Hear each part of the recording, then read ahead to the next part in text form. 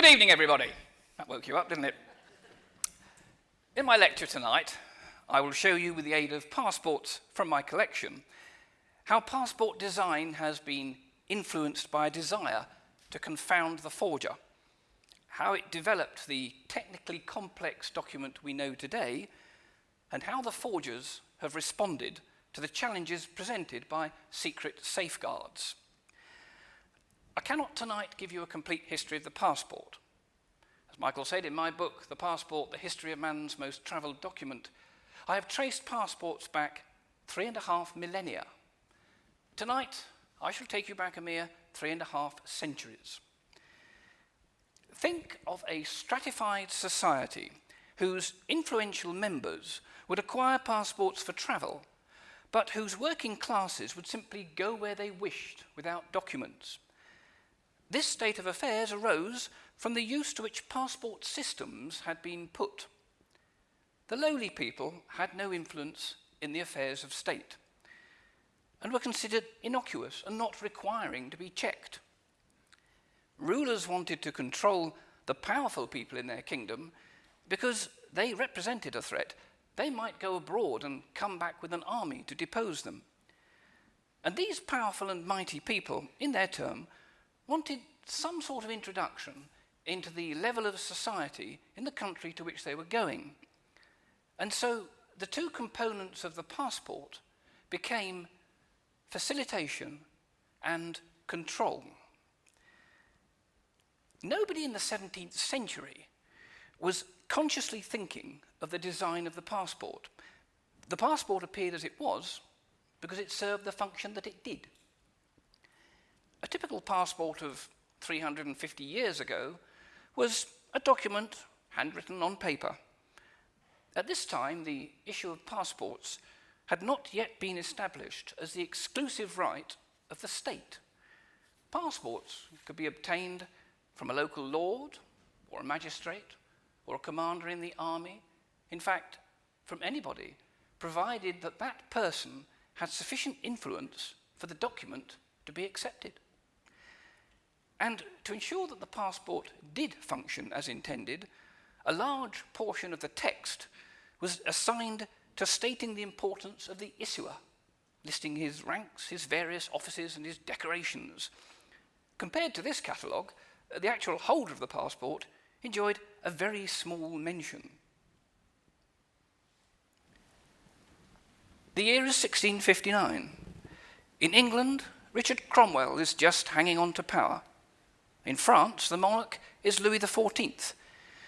Although the 30 Years' War has now finished, the French and the Spanish are still fighting over where the frontier will be between their two countries. This passport was issued in France on the 12th of June, 1659, to a German soldier, the Baron de Plotho, to enable him to return to Saxony to arrange his private affairs. He was a mercenary soldier being paid by the French to fight the Spanish. It was issued by the Sire Podritz, a colonel and major general of cavalry in the service of the king. Once the secretary had drawn up the passport, he presented it to his master, the Sire Podritz, who signed it and affixed his seal. A document such as this, which to our eyes appears rather unassuming, is typical of the passports of the 17th century. Although not intrinsically impressive, it made its mark by its very existence. A nondescript traveller would not carry credentials such as these. The wax seal, emphasising the authority of the issuer, had a secondary purpose, that of discouraging falsification. The matrix for a wax seal was usually an armorial design, finely engraved by a silversmith on precious stones such as bloodstone, or on silver or gold or even lead. Using the skill of the seal engraver to render the document secure illustrates an important concept in forgery prevention, which we will meet time and time again. No document is unforgeable. If a man can make a document, another one can forge it. What one has to do is to make the forging of the document so costly in time and money that it is not worth the bother, that the value gained is less than the sum of the resources expended to win it. The definition of this seal may be a little blurred or distorted to your eyes, but don't forget, it is 350 years old. Do you think your passport will look as sharp in the year 2363? Printing had been around in Europe since the 15th century, but many years passed before it was adopted for passports. The main reason was that the printing process is costly and thus best suited for the production of many copies of a single work, where the expense can be offset by the economies of scale. The demand for passports, even in the 18th century, was not sufficient to warrant setting up a galley of type. Yet, here we have an early printed passport dating from about 1730. It was issued by Artus Joseph de la Poype Saint-Julien de Gramont, and amongst his many distinctions was that of being the king's commander of the province of the Dauphiné, the region of France around Grenoble, and it was probably from there that he derived the power to issue passports. But the question is, why was he printing them? Were there really so many people travelling in that region of France in the early 18th century that de la Poype needed to have his passports printed? I don't believe so. At the beginning of the 19th century, the annual issue of passports in the whole of Great Britain was approximately 150. And here we have somebody 70 years earlier printing passports for a mere province in France. I suspect that de la Poype was a technophile, embracing a new technology, the kind of person who today has to go out and buy the latest iPad. The woodblock engraving of his coat of arms and the specially commissioned ornate letter N served to emphasize his authority, whilst making forgery more difficult. You might find a printer capable of printing such a document for you, but only after you had promised to reward him for the effort and cost of finding an engraver to provide the woodblocks. A pre-printed passport, such as this, put at the issuer's disposal a standard form containing no mistakes and no amendments, which could be issued rapidly after the handwritten addition of the name of the bearer.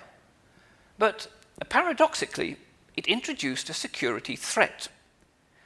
Why should a forger go to the trouble of printing the form and imitating the engraving when it would be simpler to steal a blank form? Indeed, you can see that this is a blank form. Now, I didn't steal it, but somebody before me may have done. If he had, what impediment to his using the form would he have found in his way? The wax seal. Each passport would have been validated upon issue by the application of the wax seal, an object which would have been kept locked up in a place separate from the blank forms. De la Poype's pre-printed passport was far in advance of its time. 70 years later, the legation of the French revolutionary government in Tuscany, Italy, is issuing passports by handwriting on a multi-purpose letterhead. Florence, the 21st of Thermidor, the 5th year of the Republic. You've got your liberty, your equality, but you haven't got your fraternity yet. The same safeguard against theft and fraudulent issue was used, the wax seal.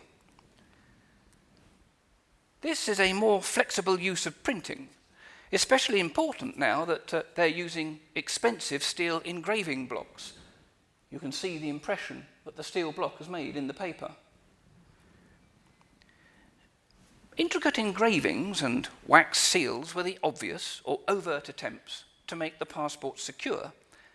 There were already in use a covert application, watermarks.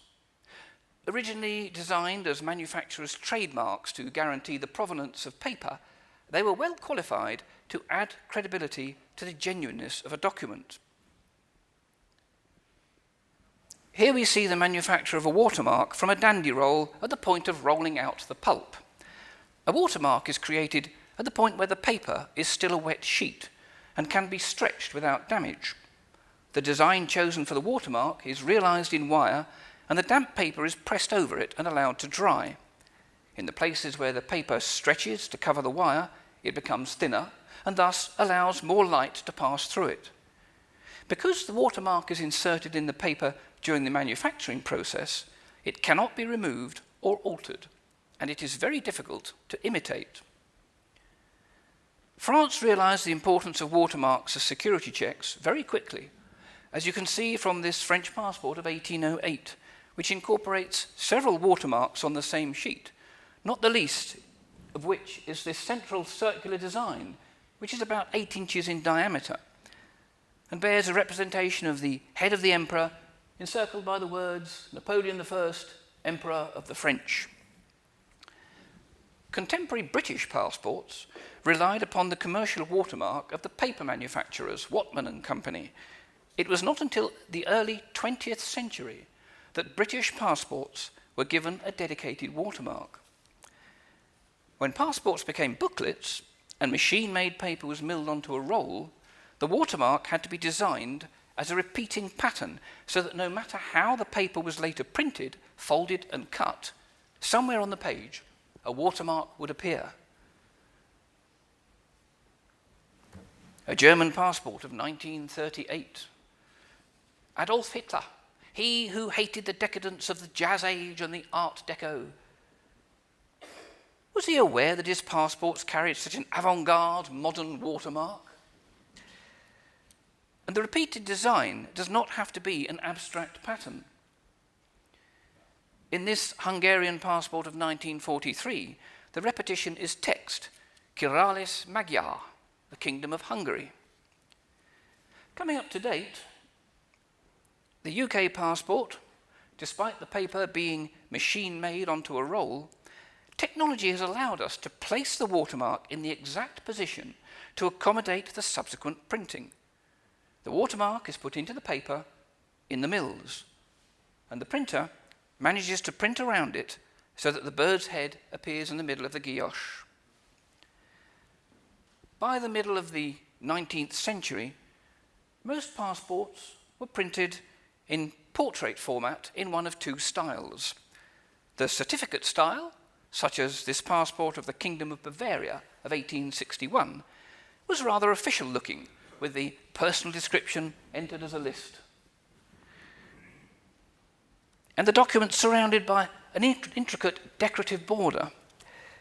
By contrast, the letter style, as represented by the British passport of 1851, appears relaxed and informal, apparently promoting itself more as a means of introduction than as a passport. Indeed, the British passport, up until 1857, was personally signed by the Foreign Secretary himself, in this case, Lord Palmerston.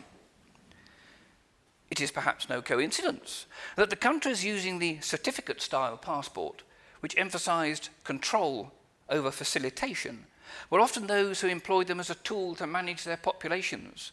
Countries such as France, the German states, the Austro-Hungarian Empire. The letter-style passport, which favoured facilitation over control, was used by countries such as the UK, United States, Belgium, and the Netherlands. All these passports employed engravings, watermarks, decorative borders, florid scripts, and paraphs to make the job of the forger more difficult. This is an 1854 passport of the free and Hanseatic town of Hamburg. Look at the fierceness of those lions. The British lion of the same era appears rather aloof, as if he feels that he has nothing left to prove. And if your coat of arms was less intricate than you would have desired, you could always overdose on those curly lines called paraphs. In the name of His Majesty, the King of Sardinia, of Cyprus and Jerusalem, the Duke of Savoy and Genoa, Prince of Piedmont, etc. That display occupies the top half of the entire document. Sometimes the border designs themselves were more than just a decoration designed to discourage forgers. The border of this Grand Duchy of Baden passport of 1845 seems rather simple in execution. However, it holds a secret. we can see from the description of the holder, as annotated in the column on the left, that he is aged 28.5 years old and height 5 shu and 6 zol, the shu being a measure with the rough equivalent of our foot. But the Germany of 1845 was not united. It consisted of about 300 minor kingdoms, duchies, principalities and states, and they used shoes of 3 different sizes. How can you tell which one they've used to measure the holder of this passport? Well, you can see printed in the border the measure of the Baden shoe as depicted at a scale of 1 to 1. Let me show that larger for you. There are, look. Eine shoe, 1 shoe, 0.33 meters. It's even divided up into lines. You could actually physically measure this man with his own passport. How about that for biometrics? With the spread of the railways, more people travelled, and pre-printed passport forms satisfied the need for the faster issue of greater numbers of passports. The usual measure to prevent stealing, the wax seal, was now too slow, and so the skill of the seal engraver was turned to manufacturing the blind embossing. A blind embossing is a design engraved on a pair of male and female steel dies. The paper is fed between the two, and by means of a lever, the dies are brought together, pressing the design into the paper. It is quicker and less messy than wax, and the embossing press is a substantial piece of equipment which would be bolted to the bench and locked when not in use. Passport of the Kingdom of Saxony of 1857, with the decorative border and rather heavy Teutonic typeface. But let's have a look above that Königlich Saxon Kingdom. Reisepass in Ausland, passport for overseas. Look at the skill used in the execution of that embossing. One more example of applying a safeguard to a passport which would be very expensive to imitate. When the Great War broke out in 1914, photographs on passports became mandatory. Although photography had been around for 50 years, its adoption for passports seems to have caught the authorities by surprise. They made no rules about how to pose for a passport photograph. People were told simply to provide a picture. So they did. This lady wanted one with a dead pheasant on her head. This one wanted fireworks coming out of her hat. This gentleman decided he would sit on his favourite chair. And this lady went down to the beach with her son. And of course, the passports had not been designed to carry a photograph. So the authorities attached the photograph where they could. In this instance, even obscuring the name of the country, République Française, the French Republic. Whilst the photograph added security to the passport, once again we have a paradox in that it made the passport more vulnerable. It gave the forgers an easy target.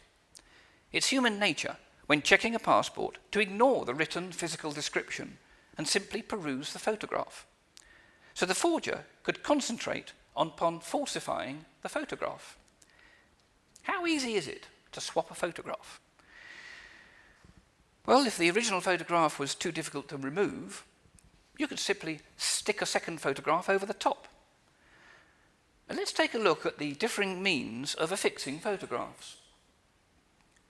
Staples were the simplest and quickest method, and also the least secure. Rather frighteningly, they were still being used in the Greek passport of 1962. Staples can be unbent and rebent easily, and the rubber stamp can be redrawn over the photograph. With a little application, many of you here tonight could forge that passport. This was where the embossing stamp came back into service. By impressing the intricate design into both the page and the photograph, as in this Hong Kong passport of 1921, the forger's photograph would have to carry the same design embossed on it as on the page it was attached to.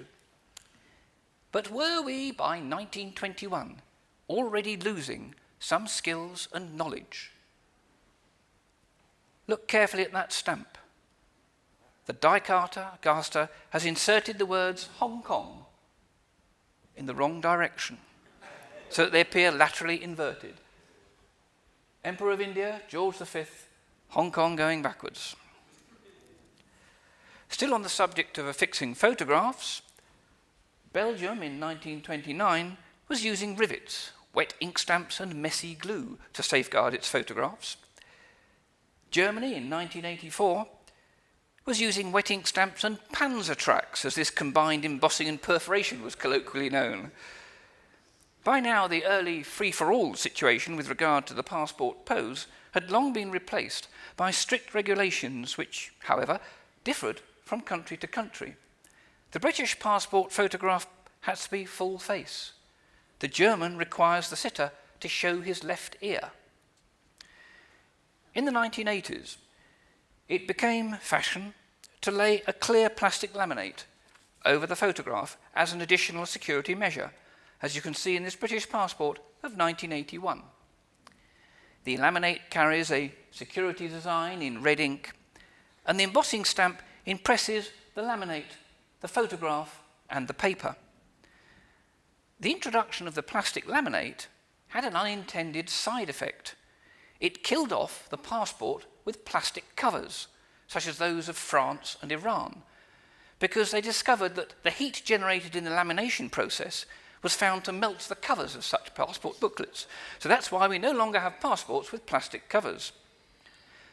The later refinement was to print a hologram on the laminate. By their nature, these are very difficult to photograph because they try to convince the camera that they are somewhere other than where they actually are. Although photographs were tardy in coming to the passport, photography itself was not. By the middle of the 19th century, photolithographic printing was being experimented with, and it became possible to photograph a document and then make a plate from which to print it. The issue of passports by now was vested solely in governments, and these adopted a tactic to scotch the use of this new technology in the forgery of passports. Microprinting was introduced into passport design. What, to the casual eye, would look like a decorative background pattern would, upon closer inspection, resolve itself into a phrase repeated endlessly across the page in very small type. Königlich Preußischer, Prussian passport, Kingdom of Prussia. The typeface has been reduced to a tiny size by photographic means at the point of composition of the printing plate. With the low performance of the equipment of the time, a forger would have had great difficulty in reproducing such small print to any degree of accuracy.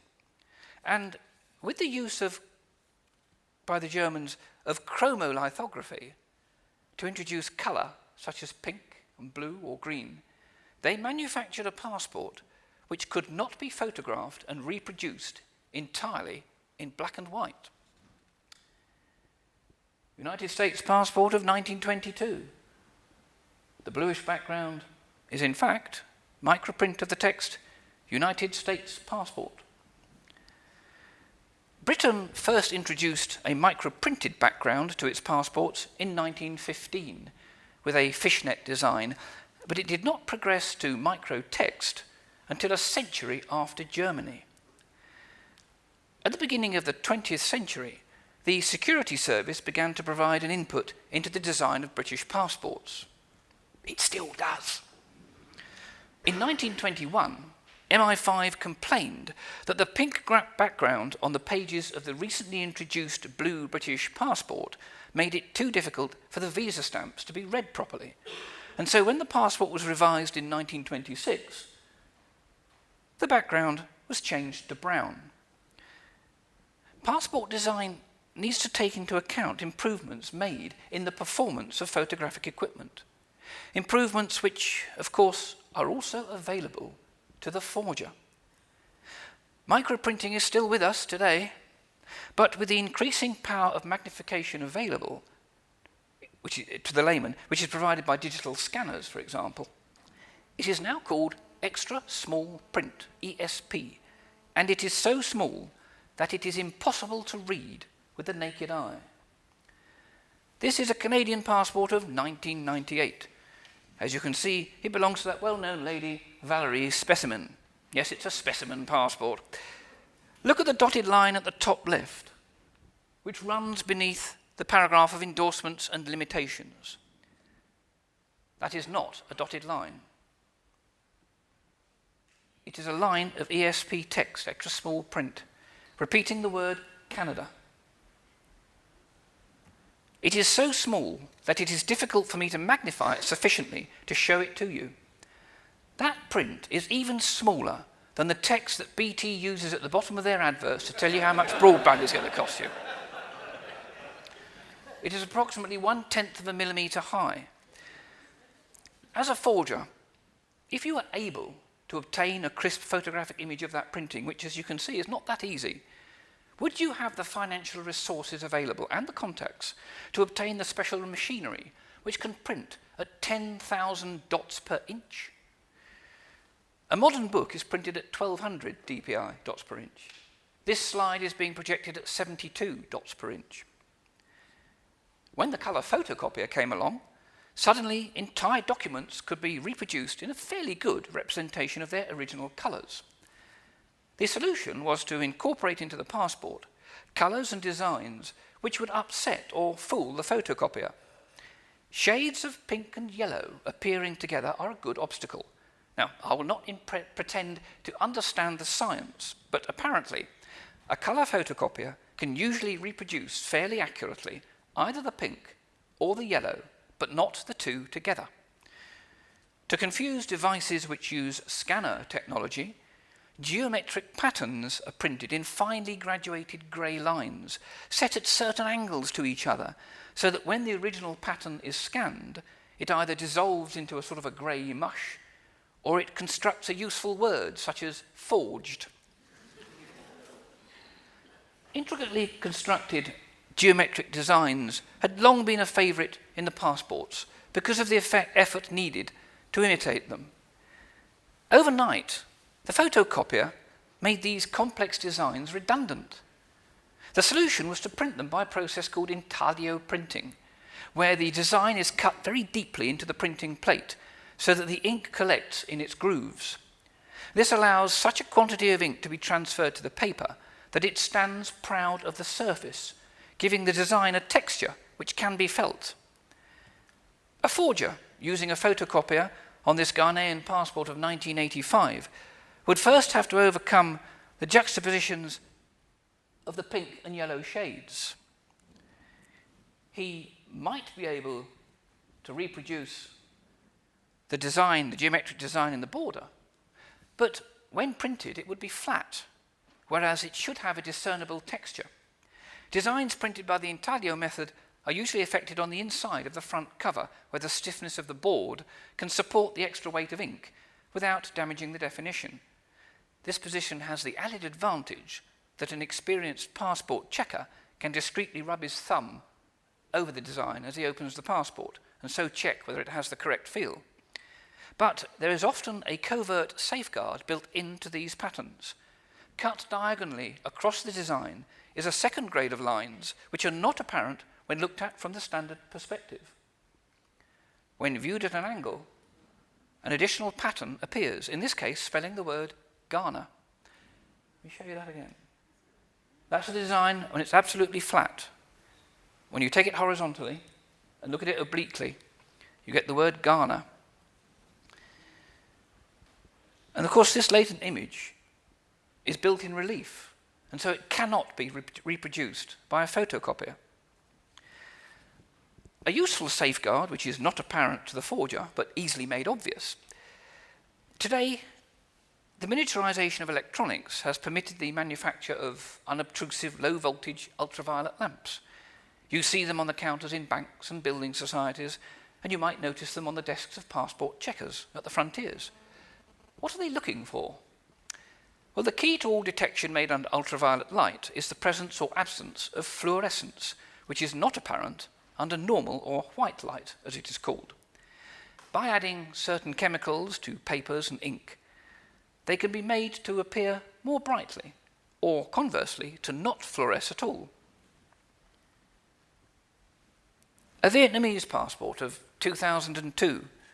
Note the use of the pink and yellow again to confuse the colour photocopiers. Even if you succeeded in copying this page, would you be able to reproduce the effect of the hair-like threads which were randomly introduced into the paper during manufacture, which, along with the hidden geometrical designs, fluoresce brightly? Pages 16 and 17 of the Indonesian passport of 1984. Like all its other pages, carry hidden designs only visible under ultraviolet light. When at the turn of the 20th century the passport began to evolve from a sheet into a booklet, an opportunity for further embellishment presented itself in the designs on the covers. These were often achieved by the process of gold blocking, wherein a coat of arms was manufactured as a patrix on a block of steel, which was heated, and then heated, pressed, and through the cover through a wafer of gold leaf.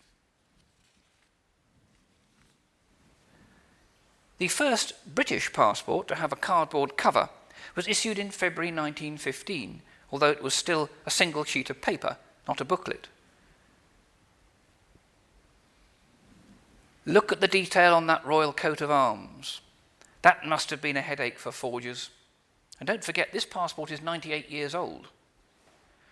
But time rolls on. The demand for passports continues to increase.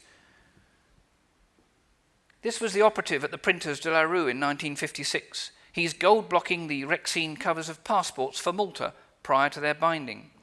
You can see there the roll of gold leaf being fed under the printing plate. But faster speeds were needed, and these were usually achieved at the expense of quality. The British Lion in 1915, 1970,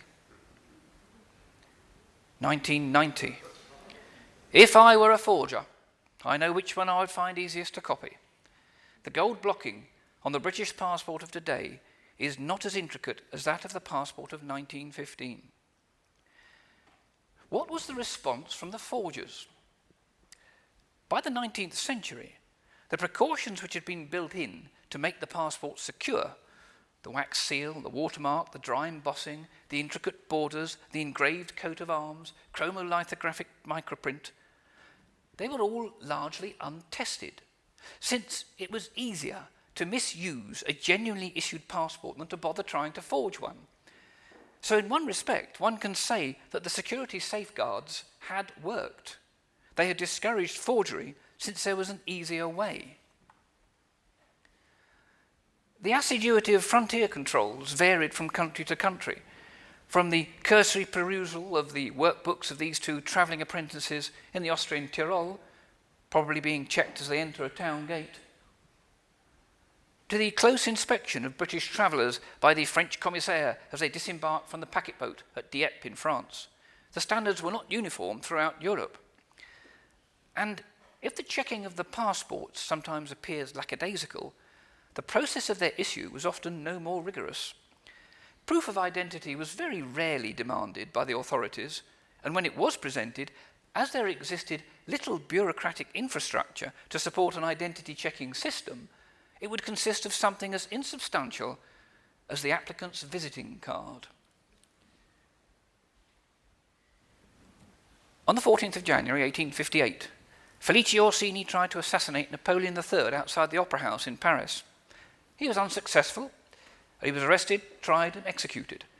He had entered France on a properly issued British passport.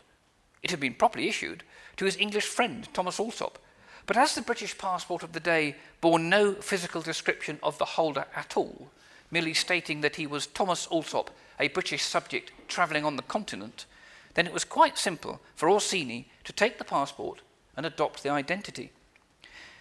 Even as late as 1933, it was possible to obtain a British passport without submitting proof of your place of birth. William Joyce, who became famous during World War II on Radio Hamburg as the propagandist Lord Haw Haw, claimed on his passport application form that he had been born in Ireland and so was entitled to a British passport. No proof was submitted. His bank manager countersigned the form, and Joyce was given his passport. Joyce was actually a native-born American, a citizen of New York. He was never a British national. As we're going to look at forgeries and counterfeits, I must clarify those two terms. A forgery is an alteration to an originally correct document.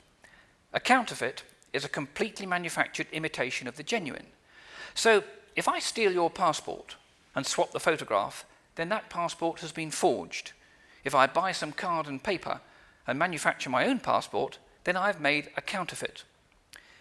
If we return to that golden maxim of producing a document that is too expensive to falsify, then it is clear that manufacturing a counterfeit is more costly in resources than forging an original.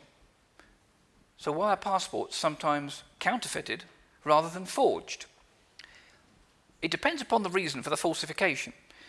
If a criminal middleman has 2 or 3 people requiring a passport, then stealing a genuine document and forging it is the most cost-effective course. If he is servicing a large customer base, for example, Afghan refugees wishing to settle in Europe, then fulfilling their orders would be reliant upon the vagaries of the supply of stolen passports. It would be more efficient to obtain the materials and run off a large batch of counterfeits. Such was the temptation a few decades ago when the criminal groups focused upon those wishing to leave the Indian subcontinent. On the left is the inside front cover of one of their counterfeit British blue passports. On the right, the genuine version. The counterfeiters have used both colour photocopying and litho printing. The mixture of pink and yellow on the genuine has fooled their colour photocopier into making a distinct vertical border, whereas on the original, of course, it merges gently across. Making the passport from scratch meant that they had to somehow add the watermark to the pages. We saw earlier that the watermark is created during the manufacturing stage of the paper. This is what they were aiming at, a frieze design of shamrock, thistle, rose and leek, which appears on every visa page. Here we are seeing it by transmitted light, that is to say, by the light shining through the page in order to make the watermark visible. This is the version they came up with. The design looks to have been executed rather crudely, but under flat light, it did convey the impression that there was a watermark in the paper. Only under transmitted light did it reveal its faults. Bizarrely, the counterfeiters have managed to imitate a watermark which does not exist on the genuine passport. That geometric design is not a watermark, but they've managed to make it look like one. Much more common is the forgery made from one or more genuine passports. The forger has 2 main focuses for alterations: the pages containing the name and physical description of the holder, and the page bearing the photograph. In order to print a new set of pages for the description, they remove pages from the middle of a genuine passport, pages which will bear, obviously, the correct microprint and the watermark, and they print them up as the front pages of a passport. The forgery is on the left, the genuine is on the right. You can see by comparison that the standard of printing on the forgery is atrocious to our eyes, but in the Far East in the 1960s, they would have accepted work of that standard. It looked all right to them. Leaving aside the overall unevenness of the printing, the spelling mistakes such as maiden name instead of maiden name, and the mixture of French and English in such phrases as name du titulaire, there remains one glaring mistake. The visa pages, which they took from the other passport, bore the title Visas at the top, and they've omitted to erase it. Current passport practice groups the photograph and the personal details, all the biometrics, on one very secure page. The advantage is that the most expensive security safeguard can be concentrated in one place and do not have to be duplicated throughout the passport. The disadvantage is that a forger now only has to concentrate his devious attentions on one page. On the early version of the red British machine-readable passport, the biometrics page was part of the back cover. In order to misuse this passport, the forger chose to remove the original cover completely and manufacture a new one, complete with the chosen photograph and the personal details. He's managed to lift and retain the original laminate and relay it over his counterfeit page. But the telltale wrinkle in the plastic gives it away. Nevertheless, this is a very creditable attempt. He's managed to find a very close match for the original typefaces, which themselves are not available commercially. And apart from the wrinkle in the laminate, there is only one other obvious flaw. I wonder if you can see it. If you're going to forge a country's passport, make sure you know how they spell their own nationality. For those of you who don't know, British should not have two T's in the middle. To discourage the replacement of photographs, the blind embossing stamp is used to press its design through the photo and the page. The Foreign Office stamp we see on this British passport of the 1960s is not as large nor as impressive as that of the 19th century Saxon passport we saw earlier, but it still gives a crisp impression. Here, the forger has taken a tracing of that portion of the stamp to be copied, put the tracing on the back of the new photograph, and then written over the outline with an empty ballpoint pen, thus embossing the design on the front of the photograph. Once again, it's a good attempt, although at close inspection, one can see that the two sections of the circle do not actually match up, and the stamp lacks accuracy and detail. However, to an experienced passport checker, there are two aspects to alert his attention before he begins a close inspection of the embossing stamp. Firstly, the passport is oversized. It is larger than the regulations allow. This is necessary to cover up the damage caused to the page when the original photograph was removed. Secondly, this man claims to be a UK resident on a UK-issued passport, and yet the photograph shows a man wearing a suit, tie and haircut of East European style, sitting at an angle to the camera. This is not the full-face pose of a British passport. The laying of the clear adhesive laminate over a photograph to prevent its being removed introduced a new risk, as demonstrated in this Slovenian passport of 1992. The original photograph has been cut out through the laminate and removed. A second photograph has been inserted and a new layer of clear laminate laid on top. When the top layer is peeled back, the original layer is evident underneath. An unwelcome quality of the plastic layer became apparent when the dry embossing stamp was impressed. It produced such a resilient impression in the laminate that once the forger had found a way of lifting this layer, he was rewarded with a detailed impression which he could now lay back over the swapped photograph. The telltale indicator in a case such as this is the presence of the minute air bubbles around the embossing stamp impression. The fraudulent substitution of a photograph can easily be indicated by factors not directly associated with security features. This is a French identity card issued in 1985. As you can see, it's been well used. It's faded and abraded, no doubt from the necessity of carrying it always on one's person. It's all worn there. And you can see that this is the case. So, why is the colour photograph so sparklingly sharp and undamaged? How has that escaped the deterioration which has affected the rest of the document? The fixing of the photograph is by the means of hollow rivets, and one can see clearly the rusty marks they have made where they touch the other side of the card when it is folded closed. So why are the rivets shiny rather than rusty? Our suspicions aroused, we now examine the photograph. This style of rivet is not available commercially, so a forger has to acquire some from another official document. You will note that the card was issued in the Dordogne department of France. I expect you know that the department of France are numbered alphabetically, and the Dordogne is number 24. And yet the rivets are engraved Préfet 93, declaring that they were used originally on an official document issued in the prefecture of the department numbered 93, which is the Seine-Saint-Denis, a suburb of Paris.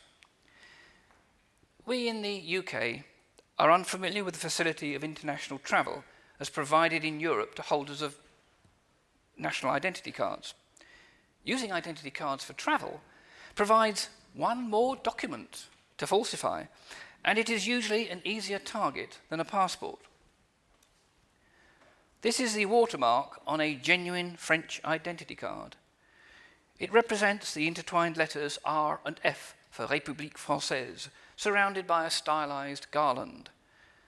The document itself presents no particular problem to the counterfeiter. It is black printing on beige card. This is a false identity card. The counterfeiter first printed the cards, and then, needing to add the watermark, he split the card front from back. Using a template, he painted on a watermark in a mixture of dilute white paint and brown ink. He then pasted the two sides of the card together again. One might say that it is easily detected by the sharp cut edges to the forgery. And it appears crude, but I have demonstrated it to you under the best possible viewing conditions. It needs to be seen in the context of the time. This was the passport control at the port of Folkestone. You can see the equipment available to you. It's a wooden desk set astride the railway track, and your forgery detection equipment is the daylight flooding in from the end of the shed.